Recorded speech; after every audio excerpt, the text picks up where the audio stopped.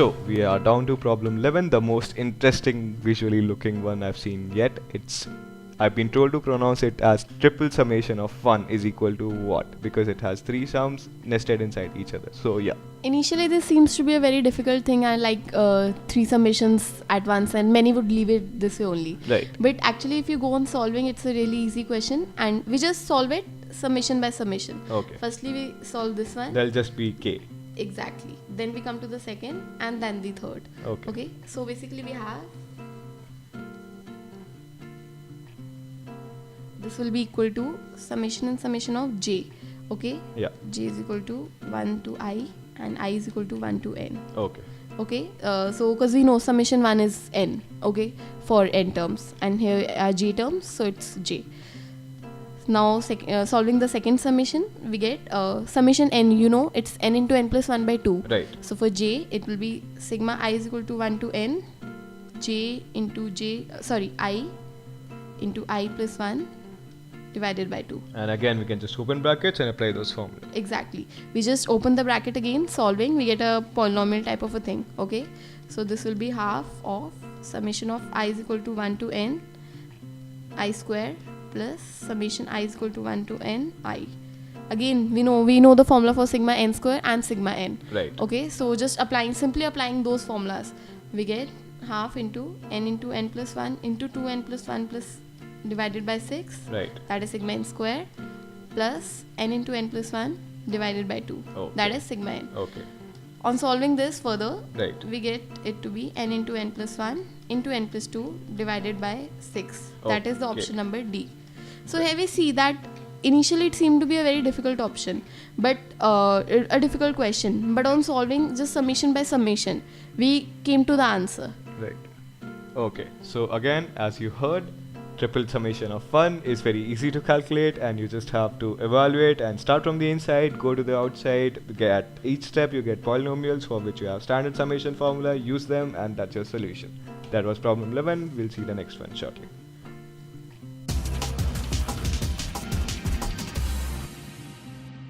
So this is problem 12. We're supposed to find if A, B, C are in AP and A square, B square, C square are in harmonic progression HP. Then we have to check which of these options are correct, and it's a multiple choice correct answer. So Exactly. In this question again, we'll just simply apply the basic condition of AP and HP. Okay. So again, this is the multiple choice correct question. So Right. we are going to check the validity of all the 4 options. Okay. Correct. So starting with the condition of AP, that should be 2b is equal to a plus c. Right. Okay. And b square, that is the harmonic mean. Okay. That will be 2a square c square by a square plus c square. correct. Okay. Simply we'll just proceed by eliminating b. Okay. Okay. So we'll equate the both sides like for b. Okay. So that way we get a plus c by 2 ka whole square. Right. That should be equal to 2a square c square By A square plus by C a square. square plus c square. Correct. That's right. Okay. So this like becomes a sort of an expression. We solve it to get a plus c whole square Okay. plus 2ac Right. into a minus c whole square. That should be equal to 0. Okay. Okay. Now we see that 2b is equal to a plus c. Right. Okay. So a plus c, we replace it by b by 2b. Okay.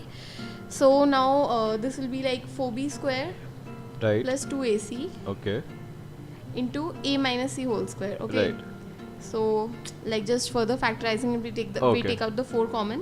That will be b square plus half ac into a minus c whole square. Right. Now one of the 2 things is to be correct, that either this is 0 Right. or this thing is 0. Correct. Okay. So either a is equal to c. Now there will be 2 cases. Okay. Or b square is equal to minus half ac. Right. Now if this is the case, a and c can be equal only if a is equal to b equal to c, Correct. right? Because they are in AP. Right. Okay. So this is one case, that is this is our a option. Okay. So either so a option is a possibility. Okay. So a option is correct in this case. Okay. Because then coming to the second case, we have that is b square is equal to minus half of ac. Okay. Okay. Now this gives us 2 cases. Okay. Either a, b and minus half of c are in GP. Right. the basic condition for GP we are using. Right. Or minus half of A, B and C are in GP. Okay. Okay. One of these conditions has to be So there true. has to be a minus half, so we can either put it in C or A. It can be either with A or with C, right? That is the B and the D option But respectively. then there might be other combinations like minus 3 by 2 and 1 by 3. Yeah, that can be true, but in the options, that's again what I Okay, said. so na? that We is are what we are considering not checking. the eliminating options Correct, thing. Okay, correct. that could obviously be a possibility, but that's not in the options, so we are Okay. not to worry about Right. that. So again, as we see, this is multiple choice correct. So we considered all the possible cases to the maximum we could. Okay, Right. and then as we see, A, B, and D are the correct answers. Okay, so here was problem 12, and we saw how we have to work through and consider possibilities and reject possibilities. In this case, we did not have to reject anything because both those cases were possible. So that is how we found the correct solution. So in questions like these again, you have to, because you've been given that A, B, C are in AP and A square, B square, C square are in HP. So you just Yeah, the moment you see like any three numbers or terms being given in AP, GP or HP, we Right. simply Write the relations that we know blindfoldedly about we them. just start with the condition of that progression. And then we manipulate until Exactly. we can arrive at We results do- which we do match reach the a options. conclusion. Okay, so that was problem 12, and we'll see problem 13 now.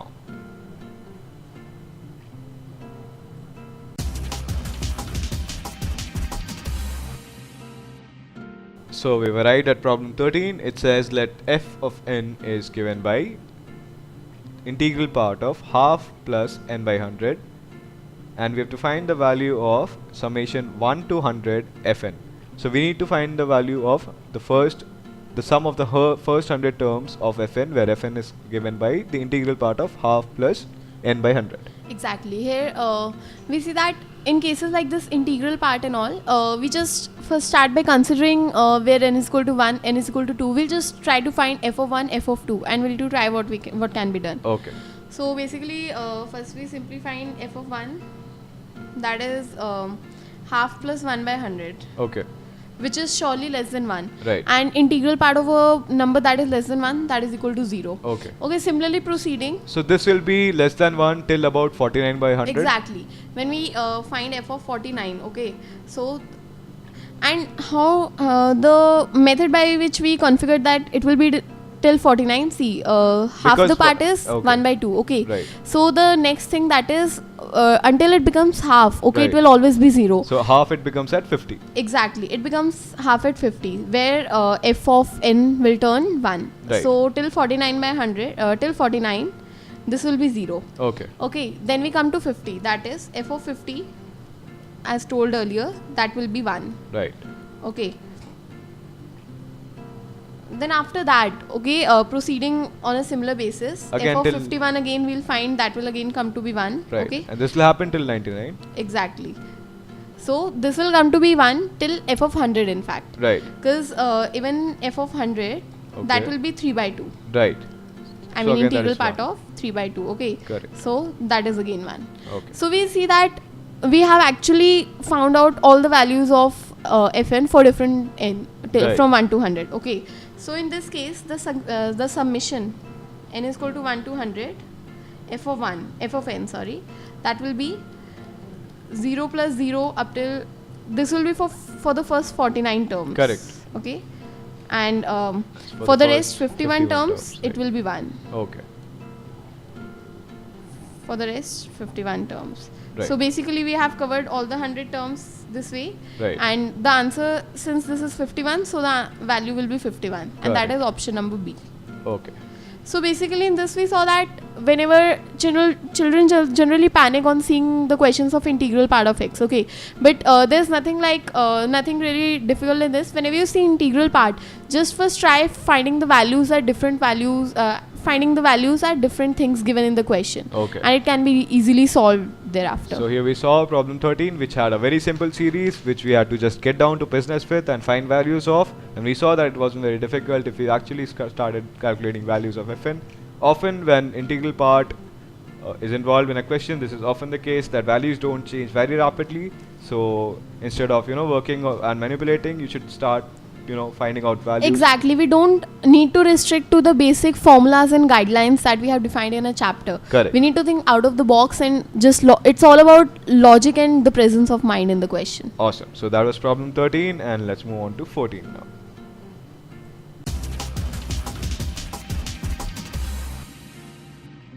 So here's problem 14. Given that alpha and gamma are roots of the equation ax square minus 4x plus 1 equals 0, and beta and delta are roots of equation bx square minus 6x plus 1 equals to 0, we have to find the values of a and b such that alpha, beta, gamma and delta are in HP. So again, two equations and four roots, and we have to find conditions such that they are in harmonic progression. Exactly. As I said before, that whenever we are given some terms in HP, we always first take their inverse. They are in AP, okay, and then we proceed with the question. Because rules and guidelines for AP we know more than for harmonic progression, okay. Correct. So as here we are given that alpha, beta, gamma And delta. and delta are in HP. Right. Okay, so they are inverses, that is 1 by alpha, 1 by beta, 1 by gamma and 1 by delta. Okay. These will be in AP. Right. Okay, so after that we suppose the common difference to be D. Okay. Common difference is equal to D. Now we see that alpha and gamma are the roots of the equation ax square minus 4x plus 1 Okay. equal to 0. So that way we get 1 by alpha plus 1 by gamma. Right. That will be equal to alpha plus gamma by alpha gamma. Right. That is 4 by a by 1 by a, that is 4. Right. Okay. So that gives us 1 by alpha plus 1 by gamma is equal to 4. Right. But also we know that gamma should be equal 1 by gamma should be equal to 1 by alpha plus 2d, Correct. because this is a third term of the AP. Right. Okay, so that way we get 1 by alpha plus 1 by alpha plus 2d equal Right. to 4, or we can say 1 by alpha plus d equal to 2. This is our equation number 1. Right. Now proceeding in the question, we see coming to the next equation, similarly on the same line, Right. we get that 1 by beta Okay. plus 1 by delta. Right. That will be equal to 6. Again we could say that 1 by alpha plus d, that Yo. is beta, Okay. plus 1 by alpha plus 3d, Right. that is our delta, that is equal to 6. Okay. Or 1 by alpha plus 2d, that will be equal to 3. Okay. This is our equation 2. Right. Now from equation 1 and 2, okay, solving them for alpha and d, we get 1 by alpha equal to 1 and d equal to also 1. Right. Okay, so 1 by alpha is equal to 1, 1 by beta is equal to 2, Right. and 1 by gamma is equal to 3, and 1 by delta is equal to 4. Correct. Okay, now since 1 by alpha gamma, that was equal to a. Right. Okay, so we get a is equal to 3, Correct. and hence? similarly we get b is equal to 8. Right. That is 1 by beta delta. Okay. Hence a is the correct option. Right. So basically we see how we use sequence and series in quadratic equations. And again here is one point to note, that whenever we generally we try to convert the given HP into AP, Right. and then solve the question, as we have existing formulas for the nth term and sum in AP, but we don't have such facilities in harmonic progression. Okay. So that was problem 14, in which you saw that we were giving two quadratic equations. We are given the roots, and we were told that those roots are in harmonic progression. So we proceeded to write the relations of those terms in arithmetic progression, the inverses of those roots, and then we proceeded to write those in terms of Then we A just and B. solved and by taking common difference. Exactly. And So we substituted the value of one of the roots in all the other roots and the common difference, and we found solved. A and B. Right. So we had two equations. We found D and alpha, and after that we found all of the roots. So then it became easier for us to calculate whatever we wanted, and we can just look at the options and find what.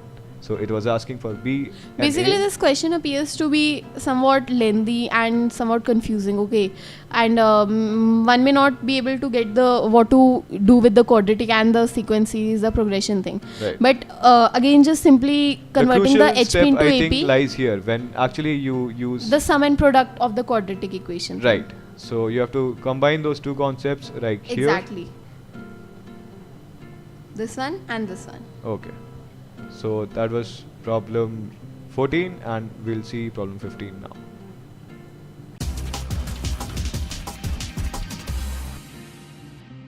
So problem 15 requires us to find a limit L which is equal to limit of n tends to infinity 1 into 2 into 3 plus 2 into 3 into 4 plus 3 into 4 into 5 plus dot dot dot up to n terms, and the denominator here is n into 1 into 2 plus 2 into 3 plus 3 into 4, and this series also goes on to n terms. So we have to find the limit of this fraction. As we can see here that the numerator and the denominator, they are individual series in their own cells. Right. Okay, so we solve the numerator and the denominator separately. Okay, so coming to the numerator part. Okay. Okay, that takes form sigma Right. r is equal to 2n plus 1 Okay. into r minus 1 r into r plus 1. Okay, an interesting thing to note that there is that the series could have been taken as r into r plus 1 into r plus 2. So there's obviously a Exactly, point. we took it r minus 1 and we took r is equal to 2. Right. Here. Now on solving this term, we get it sigma r is equal to 2n plus 1 into r cube minus r. Right. Okay, this is again we know the formula for summation of r cube and for summation r. Right. We just apply the simple formulas, and also We have to be before careful here that this we is from make 2 a to r plus 1. Before that, we make a small transition. Here, if we see that at r is equal to 1, this term will tend to 0. Right. Hence, we could also take it as sigma r is equal to 1 to n plus 1 Right. r cube minus r. Okay. Now, breaking these two terms apart, we just apply the formula for the summation. Right. And on solving, we get 1 plus 4 into n plus 1 whole square into n plus 2 whole square Right. minus half into n plus 1 into n plus 2. Okay. Okay, so this goes for the numerator part. Right. Now coming to the denominator part. Okay, denominator part is comparatively easier. We see that the denominator part says it's sigma r is equal to 1 to n, simply r into r plus 1. Okay, so solving this, we get sigma r is equal to 1 to n. We could also write it as r plus 1 whole square minus r plus 1. Right. Okay, there's a reason we have done this, because now we can simply break it. Okay, that is sigma s is equal to 1 I mean, to we can break it apart. n plus 1. Exactly, s square minus s. I mean, we could make them into terms. Right. See here. Okay, so again we could just apply the formula for sigma s square and sigma s. Okay, Right. That's a clever transformation. exactly. And then replacing s by r plus 1 again, we get it 1 by 6 into n plus 1 into n plus 2 into 2n plus 3 minus half into n plus 1 into n plus 2. Okay. Okay, thus we have solved the numerator and the denominator separately. Okay. Okay, So we take just the ratio and we combining the entire thing. Yeah, on finding the ratio, we get the answer to be 1 by 4 into 6 by 2, that is 3 by 4. Oh, okay. So our answer comes to be A part. Now in this question, we see the main thing is that we just the clever move was to replace r plus 1 by s. Right. So you see how the seemingly solvable question, obviously most people would have been able to reach the end, but the faster way to do it is this, involves some very clever transformation. Exactly, r plus 1 we replace it by s, so that our work actually becomes smaller. Otherwise we would have we would have been able we would have been needed to solve the entire bracket. Also, there was a clever thing here which eased out the summation, because we noticed that at 1 this is 0, so we can as well exactly take it from 1 to n plus 1. Fine. So these are little things you can do while solving questions which will help increase your speed, and obviously speed is what matters, because given enough time almost everybody can solve this. So that was problem 15.